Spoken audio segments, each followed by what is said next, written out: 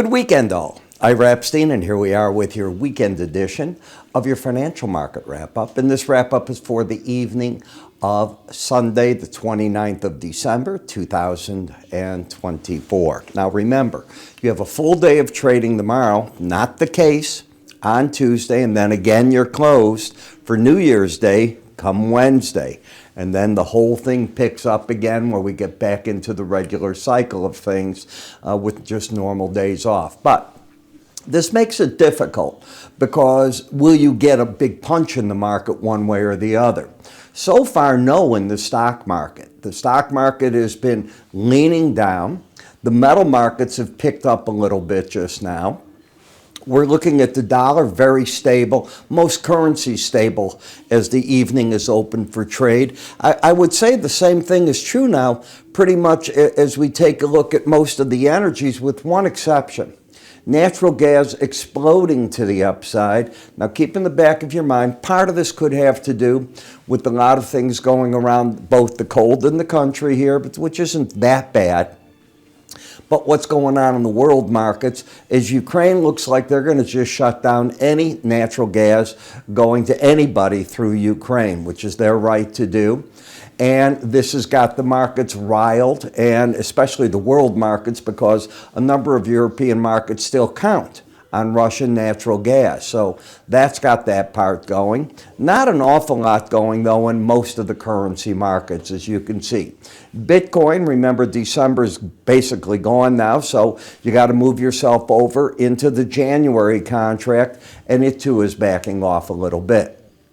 In terms of news, well, tomorrow you do have some news. You're going to have the Chicago PMI numbers. They're going to come out at 8:45 in the morning. There's an increase in them from 40 to 42.5.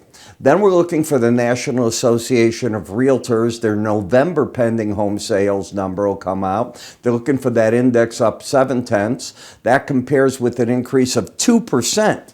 Which was the prior month, so that's not a very good number.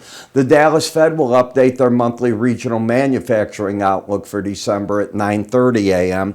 And then after that, traders are going to close their books. Yeah, I'll be here with you on Tuesday, but you know that it's going to get very, very quiet at that point in time.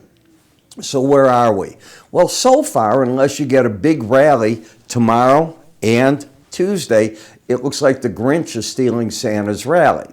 You can see how the market is doing. You're down right now 0.48%. Okay. If we step back and look at the month, though, before, you were up here at 60.51.50. You're really not down that far. You're 30 points lower, as I said. The month isn't over. You're down about 0.5%. It's not an awful lot to make that back.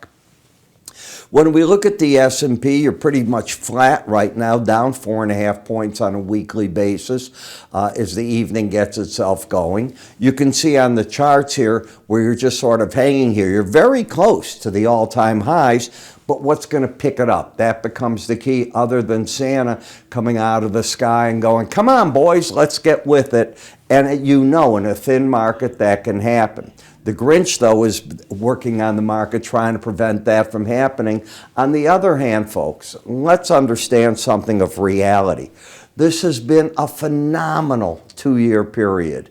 Anyone that says, oh, the Santa didn't rally, the Santa's been here all year. Look at your portfolio. Even bad things probably picked up for you in your portfolios there. When we look at how the market is doing here with the swing line, you have a higher high and a lower low. It's not trending at this point in time. The market has held successfully the 18-week average of closes, basically all through July, right on up to now. It hasn't given itself up. If the market can take off, the 62.13 level will be the resistance point. Obviously, the number in everybody's mind is the 6,000 to 6,200. Where in that range will traders talk that the market could end the year up? Don't know at this point. And momentum-wise, you lost your bullish embedded reading, you hit your downside target, and now the question is, what does it do next? Flip a coin, because either way it goes, as I said, while the Grinch may take away this Santa rally, and it's possible the way it's going, he certainly didn't take away the year. The year was phenomenal.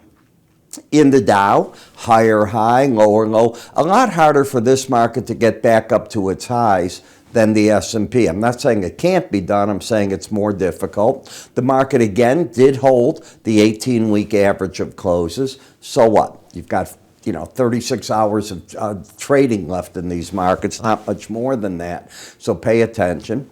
The NASDAQ, it too is now fighting a battle where if we look on a weekly basis, let's get over to how the market finished last week. You lost the embedded reading there and the week before. So you're not embedded in these markets. That part was over. You've never come down to the 18-week average. It could.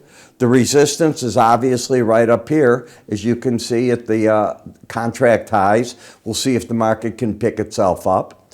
The Russell, to me, has been the weakest, and it is the place not to be in. I have been criticized for saying that.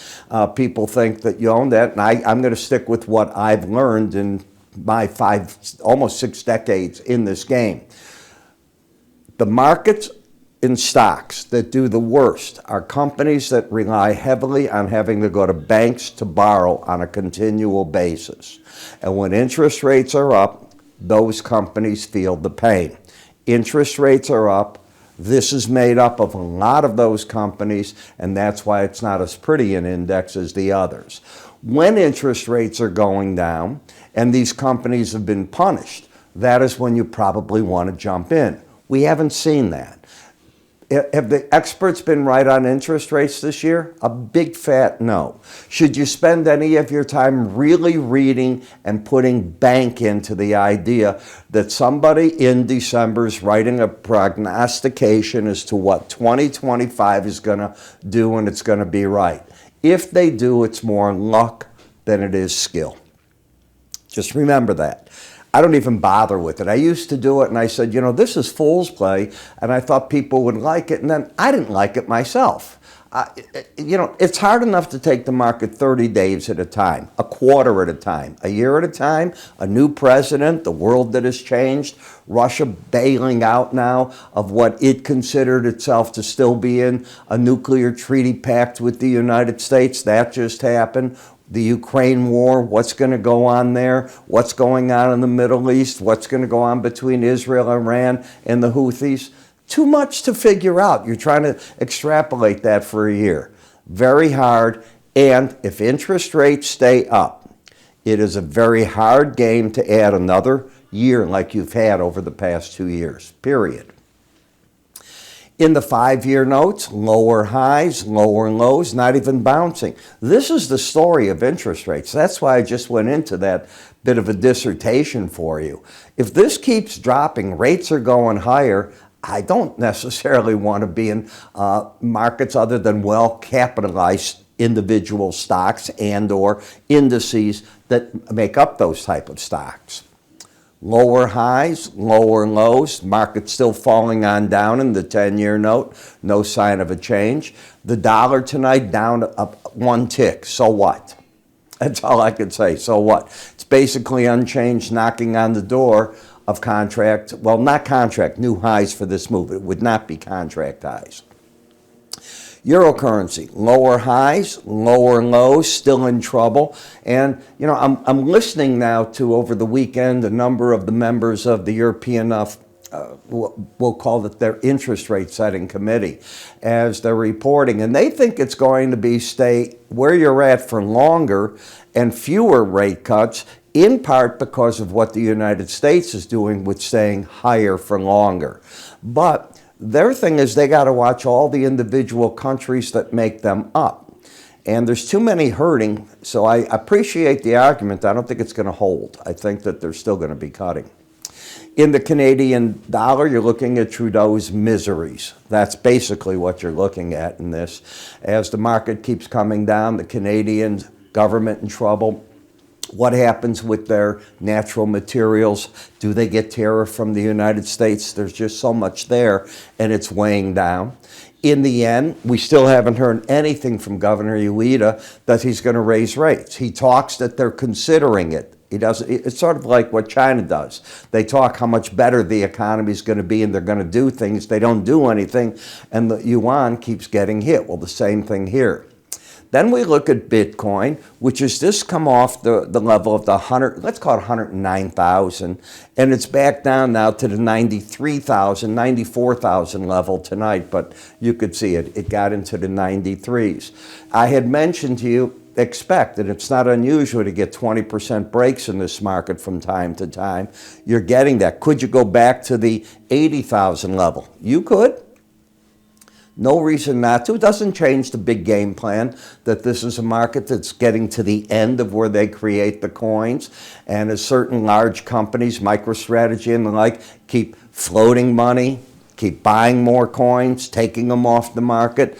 The minting gets harder of new ones, and that's going to come to an end, and those being out there are being gobbled up. Well, supply and demand for those that want them is the problem. In the crude oil market, you can see you're fighting your battle right here at the differential of 366. When we look at the Brent crude, it's still in a downtrend. To negate it, the market's got to get over 74.59, about 50 points from here. The market's been hanging in here with the resistance. It's got higher lows, lower highs, a difficult trade at this time of the year for that. Same thing in WTI. It's identical picture to me. Gasoline's still in a bearish trend, although prices are up. I filled up my car this week as I went to family in Indiana, and that's where the bargain is when you live in Chicago. You cross the border, you're not paying the Chicago taxes, the Illinois taxes. We're just tax crazy here. And it works out to be, if you're getting premium, almost $1 a gallon, but it's been going up, I can tell you that. So you put it all together, you look to see what it's going to be, and we could easily wake up in the morning and find ourselves looking at a market that wants to lift itself up going into the Christmas cheer. Well, my Christmas cheer for you is right now. It's only going to last now a few more days. For the 2025 New Year, right now, my charting course. You purchase my full course. It normally, by the way, would go for $599.95. It's $299.95 with this, and you get free a Bollinger Band or an Outside Day course.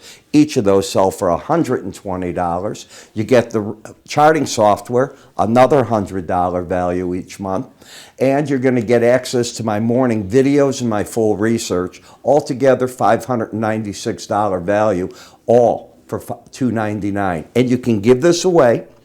You can keep it. You can decide when you take it. I mean, it's a pretty neat way to do this. As I said, it's going to end coming up now. So if you want to get this, you simply go iraepstein.com. When you go there on the top left, you will see new charting course, New Year charting course sale. Go there, give it a click, take advantage. You won't get this deal again. I doubt that I'm going to do this next year. I find that it's losing me too much money. I know you don't believe that. I don't own the charting software. I've got to pay for that and other things. I doubt I'll do this one again. In the meantime, I'm Ira Epstein. Thanks for watching. I'll catch up with you first thing in the morning in my other videos that I'm recording tonight as well. Take care.